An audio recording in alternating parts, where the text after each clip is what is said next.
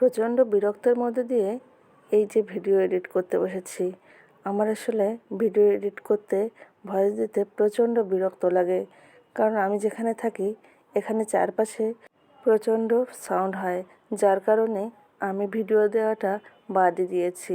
কারণ আমি ঠিকঠাক মতো ভয়েসই দিতে পারি না। কিন্তু আজকের ভিডিওটা আমার কাছে মনে হলো আমি এডিট করে একটু পোস্ট করে নিজের প্রোফাইলে রেখে দিই। কারণ এটা ছিল আমার জ্যাঠাবাবুর মৃত্যুতে আমাদের বাড়িতে করা জ্ঞাতিভোজ।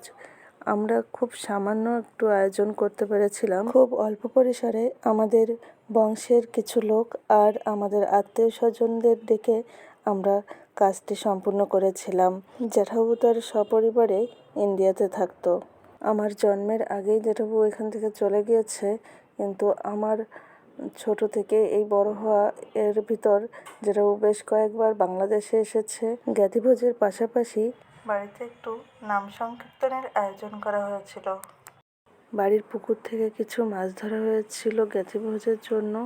আর আমাদের বাড়িতে কিছু হলেই আমার বাড়ির পাশের দুই কাকিমা আছে, তারাই সব কিছু দেখে শুনে কাজ করে।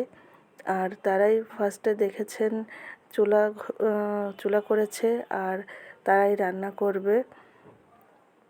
রান্নাটার কথা কি বলবো, সবাই বলেছে ভালোই হয়েছে। নিজেদের কথা বলতে হয় না, তাই অন্যেরা যেটার প্রশংসা করে ওটাই শুনতে হয়, ওটাই দেখতে হয়, ওটাই মানতে হয়।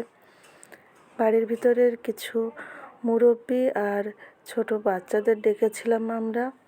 ইন্দ্রনীল যেহেতু মানুষ খুব পছন্দ করে, তাই বাড়ির এই অনুষ্ঠানে তার খুব মজা লাগছিল বাড়িতে এত লোক দেখে। হাতে হাতে সবাই টুকটাক কাজ করে কাজটা মোটামুটি ভালোভাবেই সম্পূর্ণ হয়েছিল। অনেকদিন পর নিজেদের আত্মীয় স্বজন এসেছিল, ভালোই লাগছিল।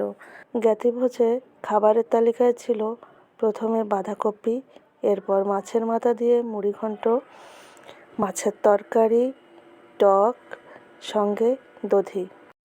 আমার এই ভিডিওটা যদি কারো ভালো না লাগে প্লিজ স্কিপ করে যাবেন, কারণ এটা আমি শুধু আমার প্রোফাইলে রেখে দেওয়ার জন্যই পোস্ট করলাম, যার কারণে সম্পূর্ণ ভিডিওটা একটু অগোছালো মনে হবে। আমি যেহেতু ব্যস্ত ছিলাম তার কারণে ভিডিওটাও ঠিক মতন নিতে পারিনি। আর ভয়েস দেওয়ার ব্যাপারটা তো আমি আগেই বললাম, শুধু আমার প্রোফাইলে রাখার জন্য এটা আমি পোস্ট দিলাম। সবাই ভালো থাকবেন আর আমার জ্যাঠাবাবুর জন্য প্রার্থনা করবেন, আমার জ্যাঠাবাবু যেন স্বর্গবাসী হোক।